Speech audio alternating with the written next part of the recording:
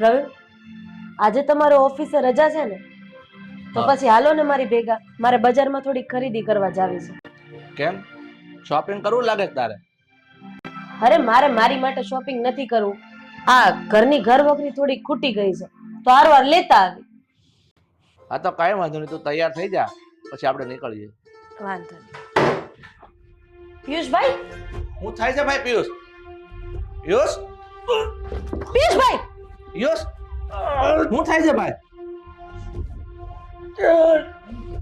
પિયુષ?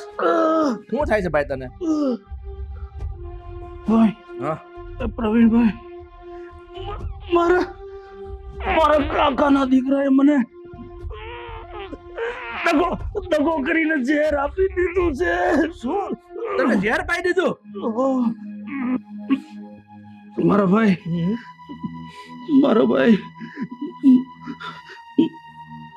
મારો દીકરો દેવાંગ હજી બહુ નાનો છે.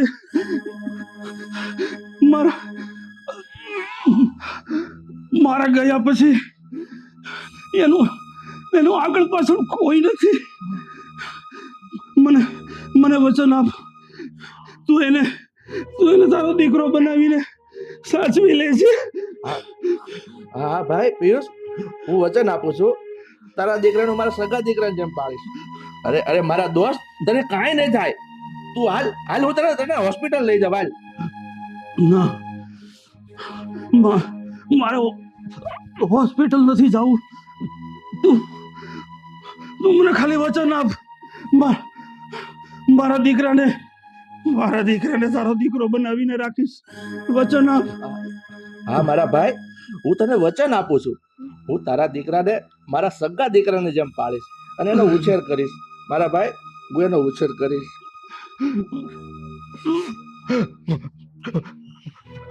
ભાભી, હા ભાઈ. મને વચન આપો, મારા દીકરા દેવાંગને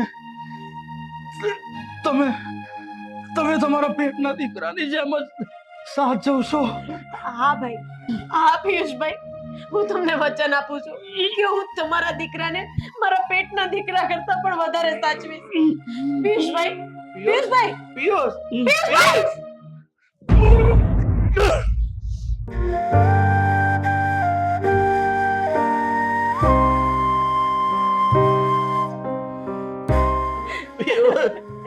પિયુષ મારા દોસ્ત, આ શું થઈ ગયું પિયુષ?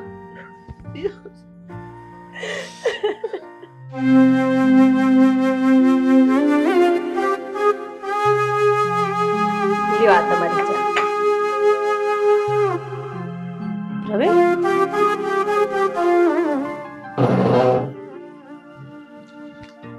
પ્રવીણ, શું વિચાર કરો છો? હા, તમારા મિત્ર પિયુષભાઈનું અચાનક મૃત્યુ થયું એના વિચાર આવે છે ને? હા રાધા, આ પિયુષનું આમ અચાનક મૃત્યુ થઈ ગયું, આ વાત મારા ગળે જ નથી ઉતરતી. આ બધું કેવું અચાનક બની ગયું? પ્રવીણ, જે બનવા કાળ હતું ને એ તો બની ગયું છે, પણ હવે પિયુષભાઈના દીકરાની જવાબદારી આપણી ઉપર આવી ગઈ છે. એનું શું કરવાનું છે ને, હવે એ વિચારીએ. તારી વાત ખરી છે રાધા, પણ હું તને રિક્વેસ્ટ કરવા માંગુ છું, જો તું મારી વાત માન્ય રાખે ને તો. રાધા, તારા પેટમાં જે આપણું બાળક ઉછરી રહ્યું છે ને, એનું તું એબોર્શન કરાવી નાખ. શું? આ તમે શું બોલો છો પ્રવીણ? હા રાધા, જો આપણે આપણા સંતાનને જન્મ આપીશું ને, તો પિયુષભાઈના દીકરાને આપણે સાર સંભાળ નહીં રાખી શકીએ. એટલે તું મારી વાતને ટેકો આપ. અને તને ખબર છે, આપણે જે પિયુષભાઈને વચન આપ્યું છે ને, એના માટે આટલું બલિદાન તો આપણે આપવું જ પડશે.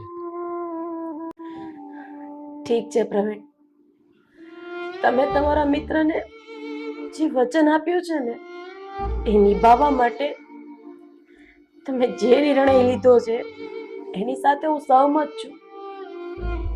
આપણે આપણા સંતાનને જન્મ નહીં આપીએ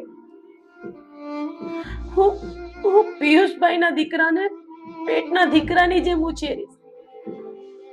અરે મારા પેટના દીકરા કરતા વધારે સાચવીશ. પિયુષભાઈનો જીવ સદગતિએ જાય અને એને એના દીકરાનું કોઈ ટેન્શન ના રહે. એ માટે હું મારા સંતાનનું બલિદાન આપી દઈશ. ઠીક છે રાધા, તું કાલે સવારે તૈયાર થઈ જજે. આપણે દેવાંગને મળવા હોસ્ટેલ જવાનું છે.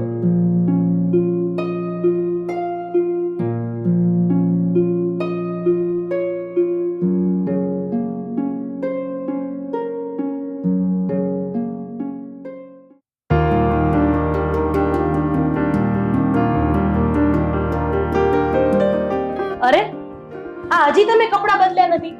જાઓ કપડાં બદલી લ્યો. કેમ, આજે કઈ દિવાળી છે? અરે બાપા, આજે દિવાળી નથી, પણ આજ 10 વર્ષ પછી મારો દીકરો ઘરે પાછો આવી રહ્યો છે. અરે પણ દેવાંગ ઘરે આવી રહ્યો છે, એમાં તો એટલી બધી હરખ પતોડી શું કામ થાય છે?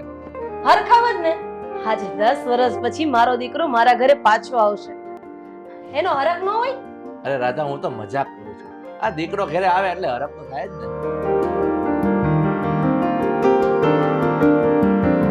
અરે આવી ગયો મારો દીકરો. સુકીતા બેટા, 10 વર્ષથી તને જોવા માટે મારી આંખો તરસી રહી હતી. વાતમાં ભૂલાઈ ગયો. બેસ.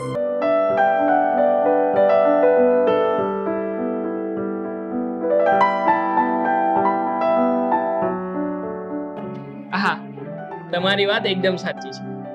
તમને જોવા માટે તો મારી પણ આંખો તરસી ગઈ હતી કાકી. કેમ બેટા? કાકી? આજ દિન સુધી તો તું મને મમ્મી કહેતો હતો ને? કારણ કે મને એ વાતની ખબર પડી ગઈ છે કે તમે બંને જણા મારા સગા મા બાપ નથી, કાકા કાકી છો. તારી વાત ખરી છે બેટા, અમે તારા સગા મા બાપ નથી. તારા પપ્પા મારા મિત્ર હતા, એ નાતે તો અમે તારા કાકા કાકી જ થયા ને. એટલે હું તારા કાકા અને રાધા તારી કાકી જ છે. પણ એ બધું છોડ, હવે તું તારા રૂમમાં જા અને ફ્રેશ થઈ જા.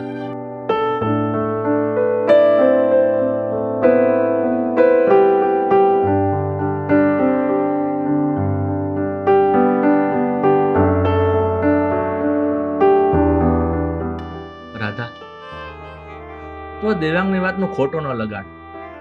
એને તને કાકી કીધું એ કઈ ખોટો તો નથી કીધું. પ્રવીણ, મેં મારા ખોળાના કુંદનનો ભોગ આપ્યો છે. અરે મેં મારી મમતાની નીલામી આપી છે. શું આ શબ્દ સાંભળવા માટે, કાકી શબ્દ સાંભળવા માટે? અરે મારો દીકરો 10 વર્ષ પછી ઘરે આવ્યો.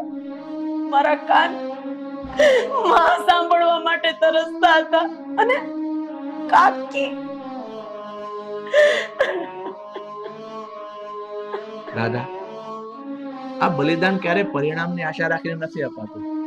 એ તો વચન અને ફરજ નિભાવવા માટે અપાય છે. પછી એનું પરિણામ ગમે તે આવે એ આપણે હસ્તે મોઢે સ્વીકારી લેવું પડે.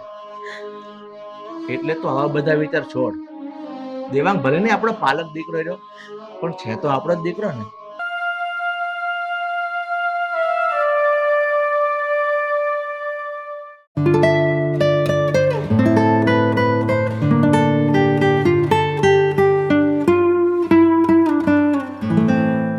હાય દેવાંગ. હાય પાયલ. દેવાંગ, તો પછી તે શું વિચાર્યું છે? તું હવે અહીં જ રહેવાનો છે કે નોકરી કરવા બહાર જતો રહેવાનો છે? હજુ સુધી તો મેં કશું જ વિચાર્યું નથી. જોઈએ પછી આગળ. હું તો શું કહું છું કે તું બહાર જ જતો રહે. આ તો તારા પાલક માતા પિતા છે, અહીં રહીને તું શું કરવાનો? તારી વાત સાચી છે પાયલ. આ લોકો મારા સગા મા બાપ નથી, એટલે મારો પણ વિચાર અહીંયા રહેવાનો તો નથી જ.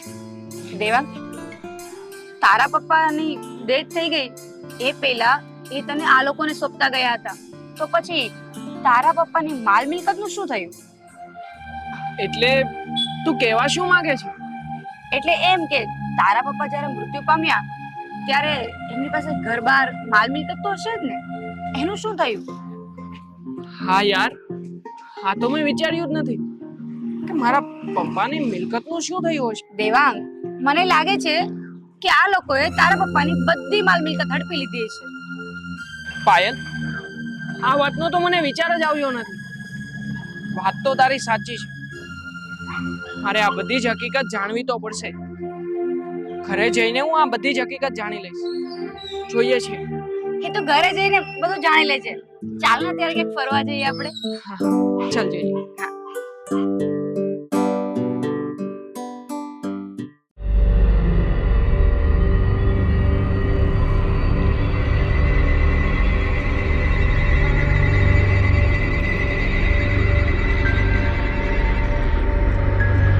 અરે આવી ગયો મારો દીકરો. કાકા, મારે તમને એક વાત પૂછવી છે. શું પૂછવું છે? બોલે બેટા. કાકા, મારા પપ્પા મર્યા ત્યારે મારી સાથે તમને એની મિલકત તો સોંપતા જ ગયા હશે ને? તો એ મિલકતનું શું થયું? નહીં બેટા, તારા પપ્પાએ મરતા સમયે અમને કોઈ મિલકત નથી સોંપી. તારા પપ્પાની મિલકત તો એના કાકાના છોકરાએ પડાવી લીધી છે. જુઠ્ઠું બોલો છો તમે લોકો. મારા પપ્પાની પાસે ઘર અને રૂપિયા બંને હતું, તો એ બંને વસ્તુઓ તમને સોંપતા ગયા હશે. જો હું તમને કહી દઉં છું, મને ઘર અને રૂપિયા બંને વસ્તુ જોઈએ છે. બેટા, તું આ કેવી વાત કરે છે? તને એવું લાગે છે કે અમે તારાથી આ વાત છુપાવી છે? અમે ખોટું બોલી રહ્યા છીએ? હા, ખોટું જ બોલી રહ્યા છો તમે લોકો. એક વાત કાન ખોલીને સાંભળી લેજો. મને મારા પપ્પાની મિલકત જોઈએ એટલે જોઈએ જ. જો તમે લોકો નહીં આપો ને તો પોલીસ સ્ટેશન સુધી જતા મને વાર નહીં લાગે.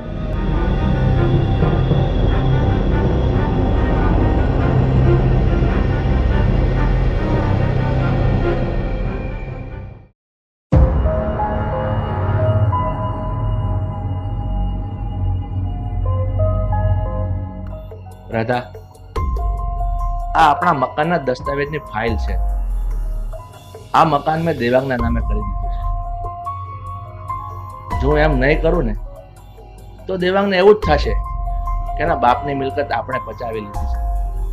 આ આપણું મકાનનું દેવાંગના નામે કરી અને એને કહીશ કે લે બેટા, આ તારા બાપની મિલકત તને સોંપું છું.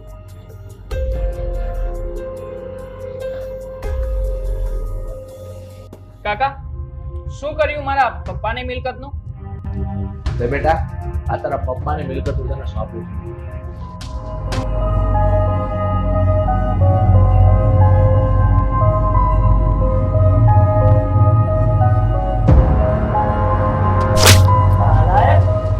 સર, તમે નાલાયક, તારા માટે થઈને આ લોકો એનું આખી જિંદગી આખું જીવન બલિદાન કરી દીધું અને તું એની મિલકત પડાવવા બેઠો છે? પણ સર, આ મકાન તો મારા પપ્પાનું છે ને? આ મકાન તારા બાપનું નથી, આ પ્રવીણભાઈનું છે. અને સાંભળ, આ તારો એક એક શ્વાસ ચાલે છે ને એ પણ આનો આપેલો છે. અરે મૂર્ખ, તને પાલવવા માટે આ લોકો એના સંતાનનું પણ બલિદાન આપી દીધું છે. અને સાંભળ, તારા માટે થઈને આ લોકો આખી જિંદગી વાંચ્યા છે અને તું એને આવો બદલો આપી રહ્યો છે? અને તું એમ કહે છે ને કે તારા બાપની મિલકત આ લોકોએ પડાવી લીધી. અરે નાલાયક, તારા બાપની મિલકત તો એના કાકાના દીકરાએ પડાવી લીધી. એને ઝેર પાઈને મારી નાખ્યો અને આજે તું આ લોકોને આક્ષેપ આપે છે કે મિલકતને હડપનાર તમે છો?